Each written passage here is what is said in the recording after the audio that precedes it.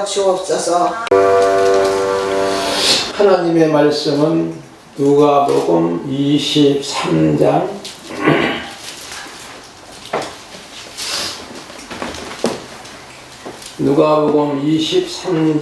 26절부터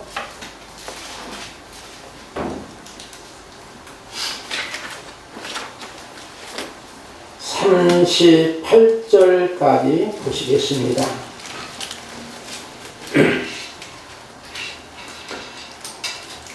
제가 26절분으로 교독합니다. 그들이 예수를 끌고 갈 때에 시몬이라는 구레네 사람이 시골에서 오는 것을 붙들어 그에게 십자가를 지워 예수를 따르게 하더라. 또 백성과 및 그를 위하여 가슴을 치며 슬피 우는 여자의 큰 무리가 따라오는지라. 예수께서 돌이켜 그들을 향하여 이르시되 예루살렘의 딸들아 나를 위하여 울지 말고 너희와 너희 자녀를 위하여 울라. 보라 날이 이르면 사람이 말하기를 인자하지 못하는 이와 해산하지 못하는 배아 먹이지도 못하는 것이 복이 있다 하리라.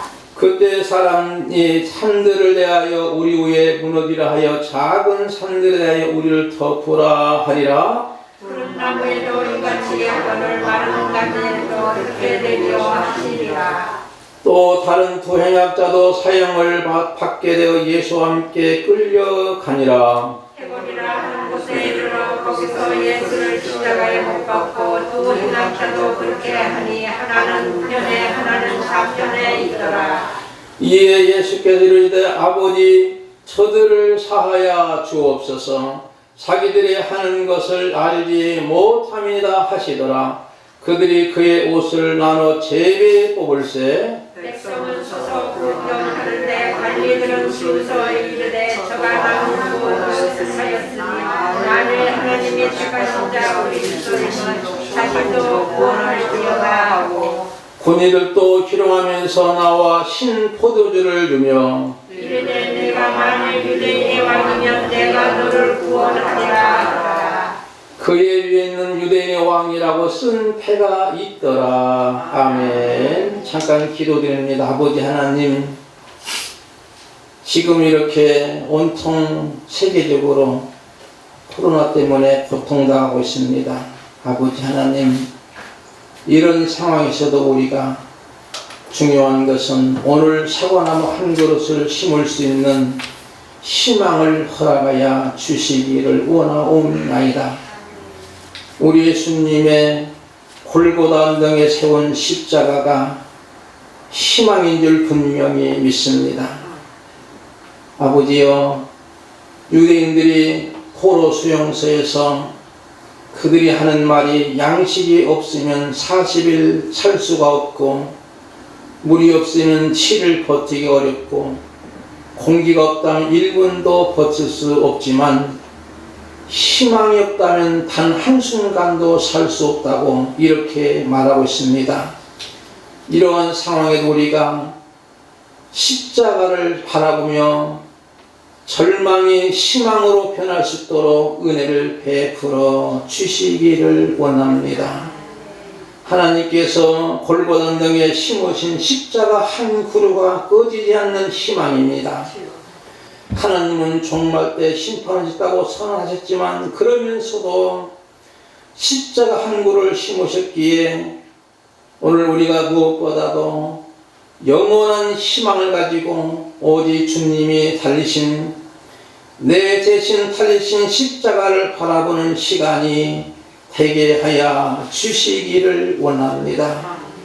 이 시간도 이 부족한 종을 통해서 함께 봉독한 말씀 통하여 은혜를 나누기자 원하오니 성령께서 역사하여 주옵소서. 예수님의 이름으로 기도하옵나이다. 아멘. 오늘은 골고다의 길, 이런 주제로 같이 말씀을 나누겠습니다.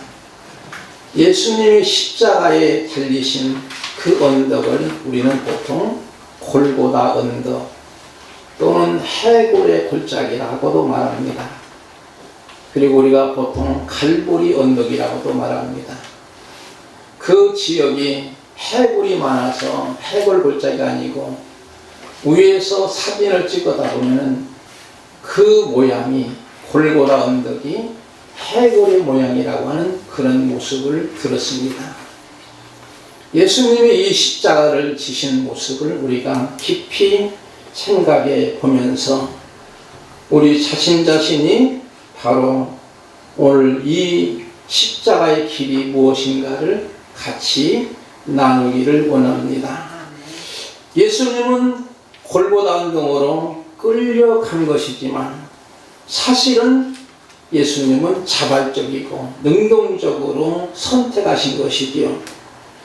왜 그러냐면 모든 인류의 죄값을 대신 치르기 위해서 죄 없으신 예수님이 그 당시에 불의한 공권력에 희생되고 맙니다. 그런 가운데서도 예수님은 저 한번 하지 않으시고 하나님의 구원 섭리에 철저히 순종하시는 그런 모습을 보게 됩니다. 그 당시에 정치 세력들, 종교 지도자들이 예수님을 신성모독 또는 황제 모독죄로 사형을 언도받으셨지만 사실 이 제목은 당시 사형 판결을 내도록 만든 타락한 종교 지도자들의 제목이지요. 이런 가운데 예수님이 십자가를 지고 가실 때에 마침내 구레네라는 사람이, 시몬이라는 사람이 오게 됩니다. 구레네 사람 시몬이 26절 보니까 그들이 예수를 끌고 갈 때 그렇지요. 그런데 예수님이 전날 엄청난 고난과 고통과 아픔을 견디고 너무나 지쳐있는 기진맥진한 상황입니다. 그러니 십자가를 지고 가시더라도 쓰러지고 넘어지시는 거예요. 너무너무 기진맥진해서 힘이 다 빠진 상황에서. 그러다 보니까 이 로마 병제들이 갑자기 한 사람을 불러버려가지고 예수님을 대신 지는 십자가를 지켜야 합니다. 그 당시에 십자가는 우리가 보통 가로하고 세로 이렇게 십자가로 생각하는데 먼저 이미 골고다 언덕에 바로 세로 십자가를 미리 딱 세웁니다. 기둥 하나를. 그리고 예수님이 미고 간 십자가는 바로 가고 십자가, 큰 나무 토막이겠지요. 그것을 메고 가야 되는 겁니다. 그런데 너무너무 지치신 예수님, 너무너무 고통당하신 예수님, 얼마나 매를 맞았는지 온몸에 피멍이 들었지요. 그 예수님이 그것을 끌고 갈 수 없는 거예요. 바로 그 가는 길이 바로 비아돌로사, 바로 십자가입니다. 로마 총독 빌라도가 사형 판결을 내리고 예수님은 그 길을 가시면서 가는 중에 사람들이, 구경꾼들이 오는 거예요.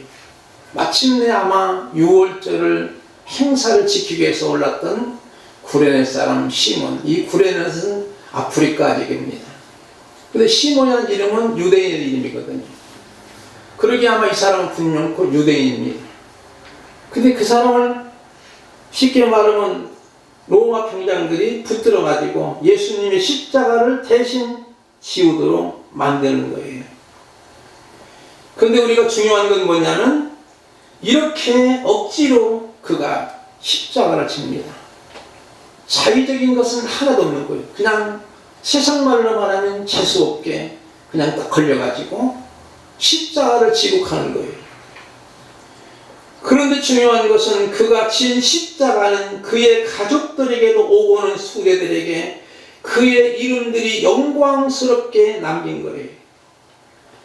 마가복음 15장 21절에 보니까 마침 알렉산더 루포의 아버지 구레네 사람 시몬 시골로부터 와서 지나가는데 그들이 그를 억지로 같이 가게 하여 예수의 십자가를 지우고 그랬지요. 그런데 로마서 보니까 16장 13절 본 주 안에서 택하심을 입은 루포와 그의 어머니에게 문안하라. 그의 어머니는 곧 내 어머니라. 이걸 보니까 바로 루포의 어머니. 이제 그러니까 이미 시몬의 아들이 예수님의 훌륭한 제자가 되고 그리고 그의 어머니는 바로 바울 사도가 어떤 면에서 뭐라고 합니까? 바로 내 어머니라고까지 이렇게 시인하는 모습은 아마 그 당시 이 시몬과 그의 아들과 그의 아내가 바울의 동역자로서 자리매김한 것을 보게 됩니다. 여러분, 여기에서 우리가 중요하게 생각할 수 있는 건 뭘까요? 고린의 시몬은 표면적으로 억울한 일을 당한 것 같지만 이 일을 그에게 이렇게 큰 복이 되는 줄 어찌합니까? 그런 면에서 이렇게 억지라도 지는 십자가는 복이 된다는 거지요. 그러나 더 중요한 것은 고린의 시몬은 예수님이 누구신지를 모를 때 끌려가 십자가를 지고 가게 되었지만 이제 우리는 예수님이 누구신지를 알고 그분이 크고 놀라운 사랑을 깨닫고 알고 나면 우리가 십자가를 억지로 지어야 될까요? 그렇지 않지요. 우리는 알기 때문에 이제는 자발적으로 지고 걸어가야 됩니다.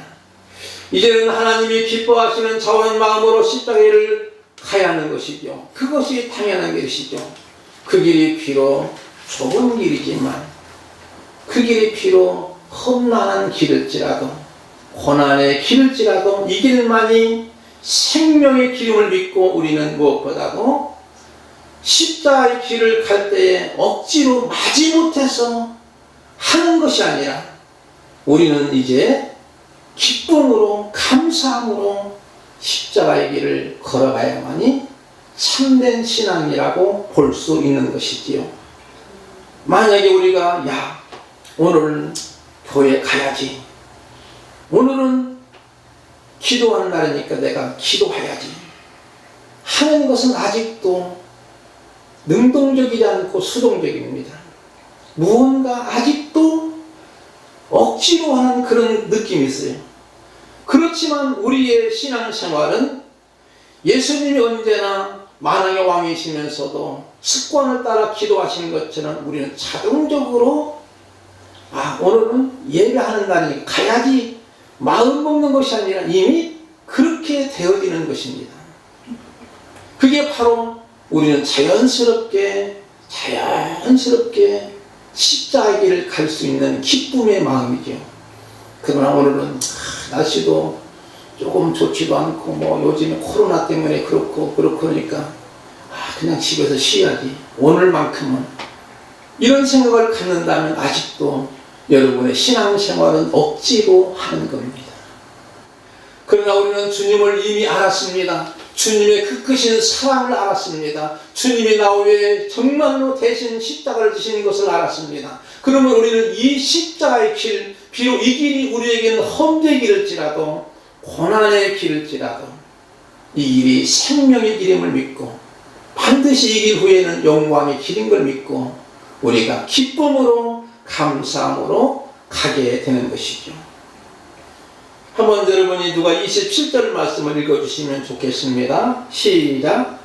또 백성과 및 그를 위하여 가슴을 치며 슬피우는 여자의 큰 무리가 따라오는지라. 아멘. 예수님이 지치시고 쓰러지시고 대신 구레네 사람 시몬이 지고 가시는 그 예수님이 당하시는 고통을 보면서 거기에 있는 사람들이 가슴을 치면서 또 슬피우는 여자들이 큰 무리가 따라오는 거예요. 그런데 예수님은 그 슬피 울고 있는 그들을 향해서 뭐라고 말씀하시냐면 28절 말씀 보니까 예수께서 돌이켜 그들 향하여 이르시되 예루살렘의 딸들아 나를 위하여 울지 말고 너희와 너희 자녀를 위하여 울라. 나를 위해서 울지 말라는 거예요. 너희와 너희 자녀를 위해서 울라고 주님이 말씀하시는 거예요. 그러면서 보라 날이는 사람이 말하길 잉태하지 못하는 이와 해산하지 못한 배와 먹이지 못한 젖이 복이 따리라. 그때 사람들이 산들을 향하여 우리 위에 무너지리라 하며 작은 산들에 대하여 우리를 덮으라 하리라. 여기까지 보면서 왜 그럴까요? 예수님이 나를 위해 울지 말고 너희와 너희 자녀들 위해 울라고. 그것은 예수님이 다 하신 거예요.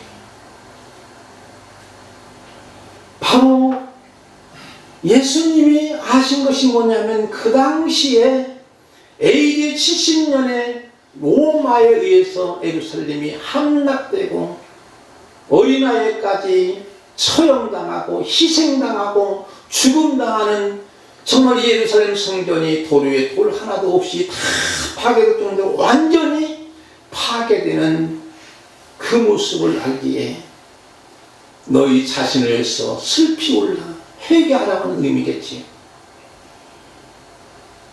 그러면서 뭐라고 말씀합니까? 29절 보니까 잉태하지 못한 이와 해산하지 못한 배가 먹이지 못한 젖이 보겠다. 이 말은 한마디로 말하면 어린 자녀가 없는 그 가정이 보겠다. 왜? 어린 자녀까지 희생을 당하니 예루살렘 망했대.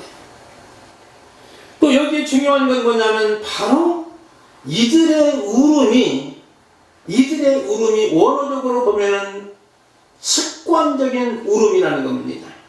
쉽게 말하면 우리가 장례식 때 종객을 받을 때 상교들이 아이고 하지 않습니까? 진정한 울음보다는 그냥 슬픈 척하는 그런 울음들이 많지요.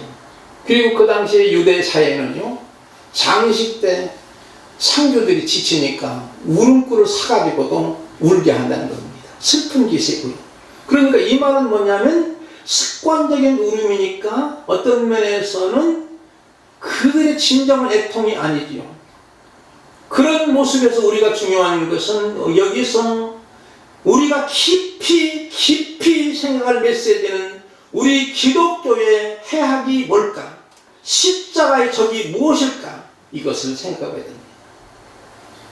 바로 십자가의 적은 십자가를 애도하는 겁니다. 또는 십자가 앞에 자기 양심을 선하는 것입니다. 보통 우리는 십자가 앞에 그냥 슬프고 애통하는 애도만 하는 거예요.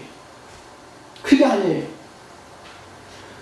정말 우리는 이 십자가 앞에서 우리는 영적으로 한없이 무지한 존재여 나 자신이 죄인됨을 드러내야 됩니다. 그것이 드러내지 않고는 그냥 십자가를 애도하는 수준으로 끝나면 잘못된 거예요. 한참 유행했던 패션 오브 크라이스트 영화가 있었지요. 다 우리 기독교인들이 많이 보았습니다. 지나치도록 십자가를 단순히 애도로 끝나는 그런 모습을 보았습니다. 여러분, 중요한 것은 뭘까요? 복음을 왜곡하는 영화라고 저는 보았습니다. 예수님이 당한 육신의 고통에 초점을 맞춰서 관람 수단은 많이 있었지만, 그러나 중요한 것은 우리는 이 십자가 애도의 수준으로 끝나는 것이 아니라 정말로 내가 십자가 앞에서 우리 자신의 영적으로 한없이 무지한 존재요 내가 죄인인 것을 깨닫는 거예요. 그래서 내가 죽어야 할 것을, 내 죄로 말미암아 내가 죽어야 할 것을 주님이 십자가에 대신 희생하셨구나. 그걸 믿기만 하는 구원받는 우리는 너무나도 감격할 수밖에 없고 감사할 수밖에 없고 하나님 앞에 나와 예배드리는 것이 자동적으로 나와 예배할 수밖에 없는 그런 모습이 되기를 바랍니다.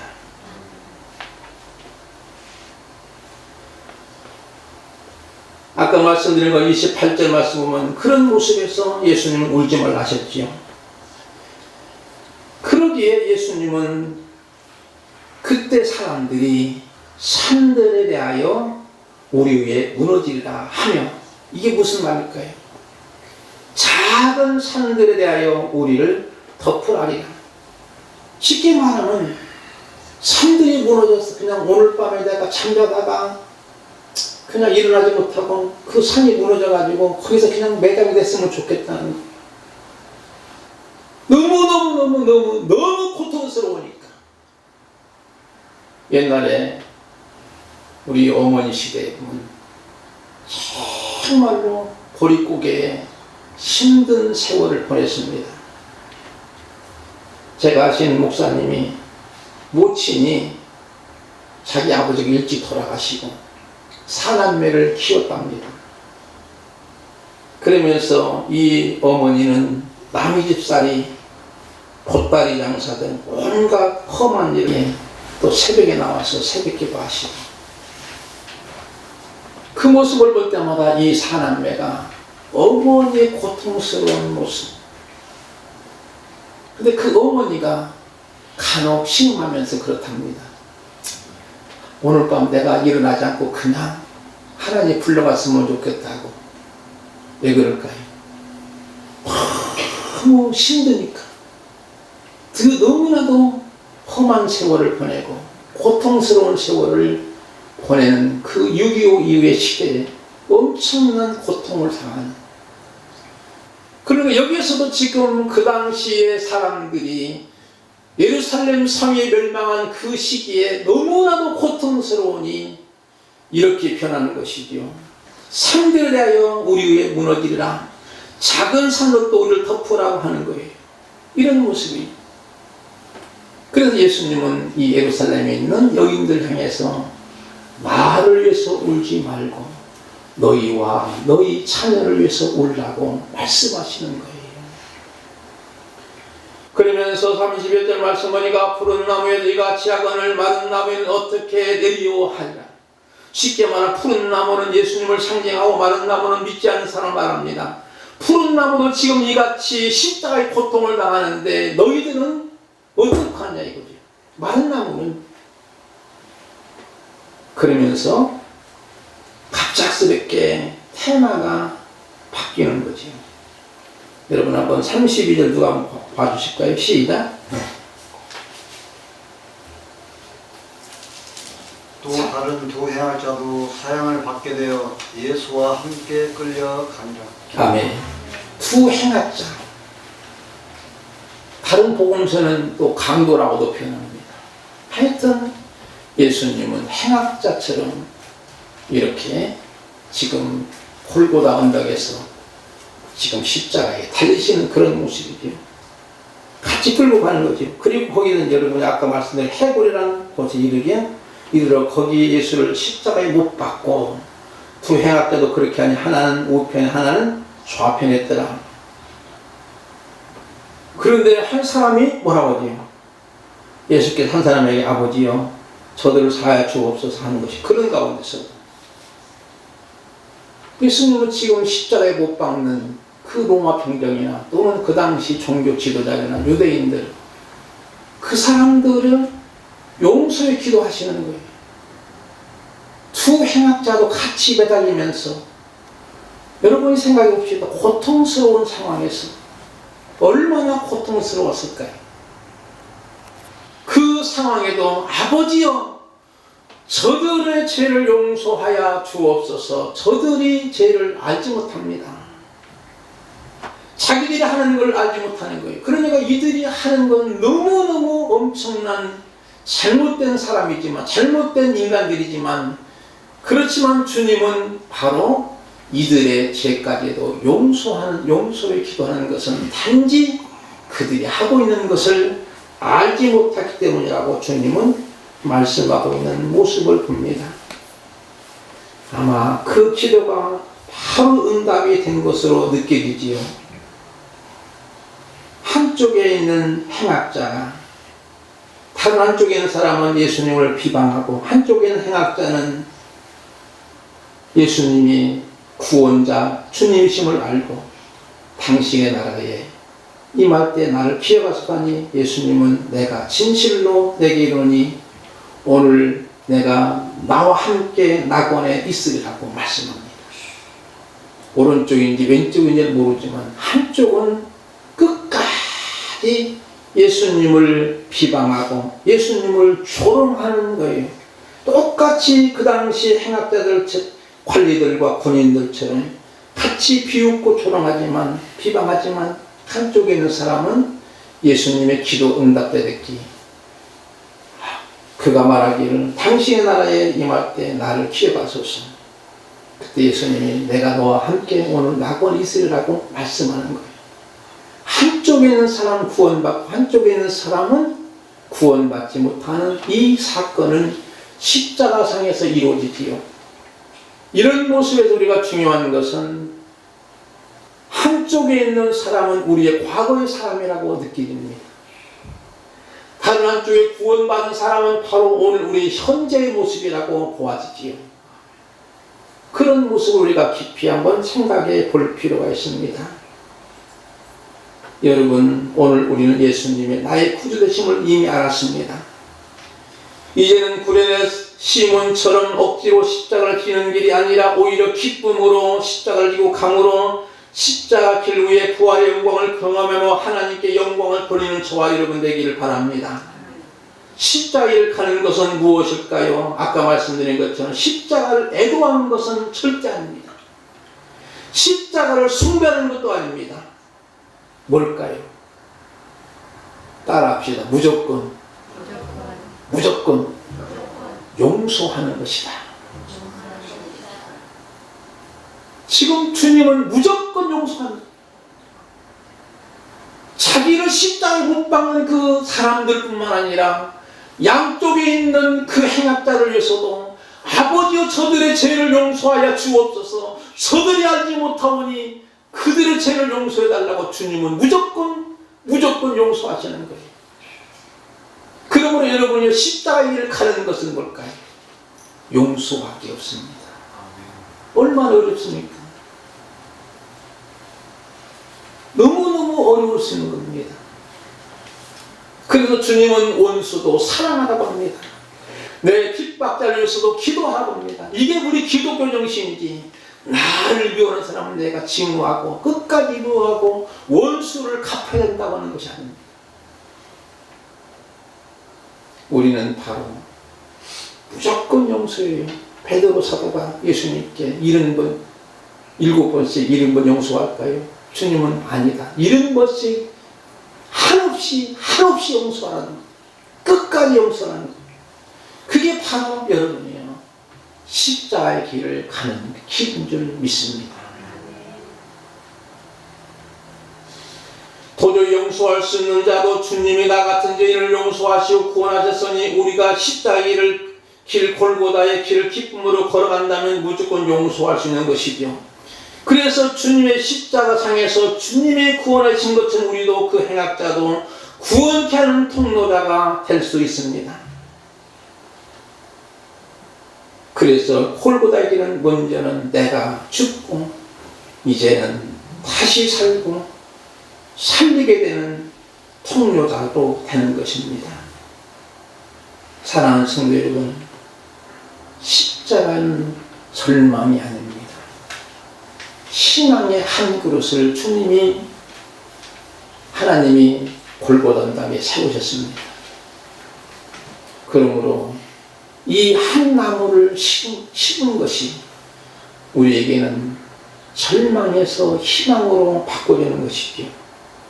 그러므로 중요한 것은 지금 우리가 코로나 상황 때문에 절망할 필요 없습니다. 잠시 잠깐은 어려움이 있습니다.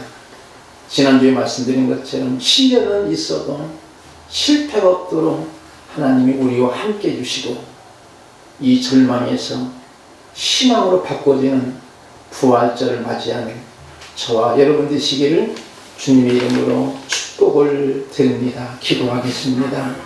아버지 하나님이시여, 골고다의 길, 십자가의 길, 이 갈보리의 길을 가는 저희들이 되게 하여 주시고, 구레네 사람 시몬은 억지로라도 십자가를 지고 가서 그가 대대후손까지 복을 받았는데 우리는 이제 주님을 너무나 알았기에 억지로 십자가를 지는 것이 아니라 기쁨으로 감사함으로 십자가의 길을 가게 하여 주옵소서. 십자가를 애도하는 것이 아니고 십자가를 숭배하는 것이 아니고 그 길이 바로 무조건 용서하는 길인 것을 분명히 믿습니다. 도저히 용서할 수 없는 자도 주님이 나 같은 죄를 용서해 주시고 구원해 주시고 하나님의 자녀로 삼으신 것에 대해서 우리는 감사함을 통해서 원수까지도 사랑할 수 있고 핍박하는 자도 위해서 기도할 수 있고 그를 위해서도 끝까지 용서하는 마음을 허락하여 주시기를 원합니다.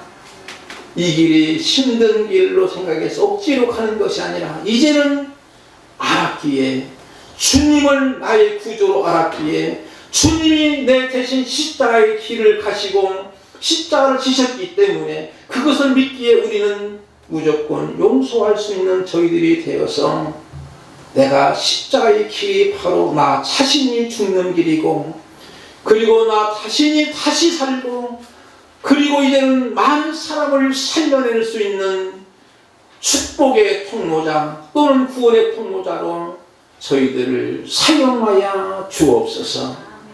예수님의 이름으로 기도하옵나이다. 아멘. 찬송가 341장입니다.